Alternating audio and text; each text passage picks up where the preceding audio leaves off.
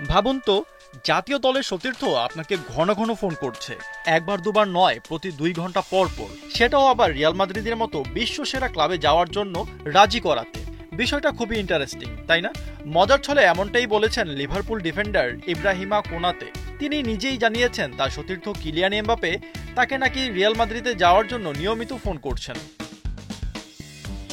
বিভিন্ন সময় কোনাতের রিয়াল মাদ্রিদে যাওয়ার গুঞ্জন জোরালোভাবে শোনা গেলেও শেষ পর্যন্ত লিভারপুলে থেকে যান। তবে গুঞ্জনের কথা একেবারে ভিত্তিহীন ছিল না। কোনাতে নিজেই স্বীকার করেছেন রিয়াল তাকে দলে নিতে আগ্রহী ছিল। সামার ট্রান্সফার উইন্ডোতে সেটা সম্ভব না হলেও রিয়াল তাদের চেষ্টা চালিয়ে যাচ্ছে। বিষয়টা আরেকটু ইন্টারেস্টিং হয়ে ওঠে কোনাতের চুক্তির মেয়াদের জন্য।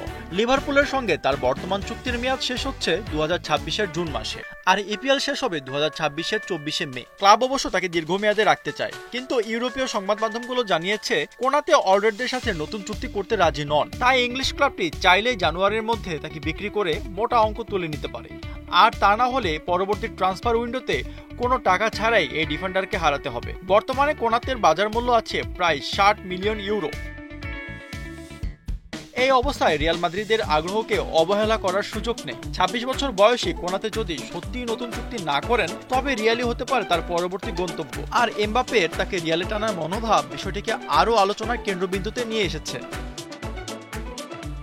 সম্প্রতি ফ্রান্স জাতীয় দলের হয়ে খেলার সময় ফরাসি টেলিভিশন চ্যানেল টেলিফুটকে দেয়া এক সাক্ষাৎকারে কোনাতে হাসতে হাসতেই বলেন এমবাপ্পে তাকে প্রতি 2 ঘন্টা পর পর ফোন করছে। পাশাপাশি মজার ছলেই যোগ করেন এখনো তো স্প্যানিশ ভাষাটাই শেখা হয়নি তার। তবে মজা হোক বা সত্যি, এই মন্তব্যে রিয়াল ফ্যানরা নতুন করে আশাবাদী হয়ে উঠেছেন। কোনাতেকে হয়তো একদিন সান্তিয়াগো বার্নাব্যুতে এমবাপ্পের সাথে খেলতে দেখা যাবে। আশফাকুর রহমান, সিয়াম, 71।